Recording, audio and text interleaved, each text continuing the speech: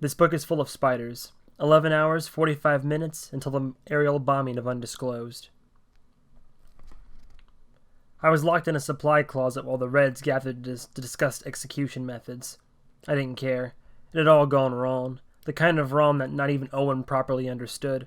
Otherwise, he'd realize he was about to give me a cleaner end than most people on Earth were going to get over the coming weeks and months and years, including him.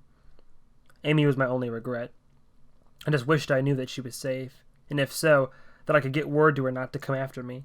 Even if she had made it out of town, Amy wouldn't just leave the situation alone. She and I had that in common.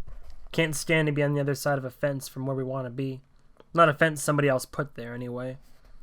I wish there was a way to tell her all that in person. To hug her, feeling her warmth and smelling the fruity shampoo in her hair. If I had that, and if I could hear her laugh one last time, I could carry that with me into eternity, and that would be okay.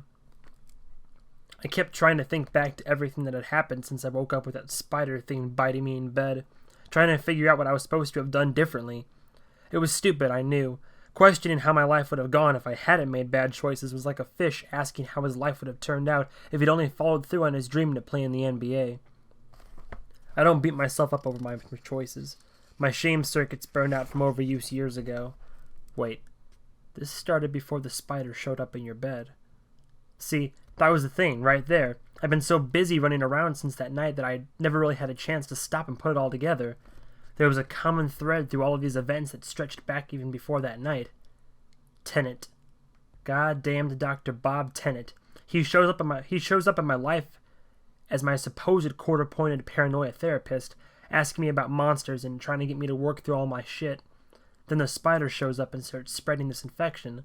And who's there the whole time showing up at quarantine? Dr. Tennant, monitoring the situation, watching it unfold, tapping away at his laptop and recording his observations. Anyway, so there's two things I wish I could take care of before my execution. People have died with longer to-do lists. I leaned my head against the wall and tried to make myself smell shampooed red hair instead of hospital sadness chemicals. I dozed off.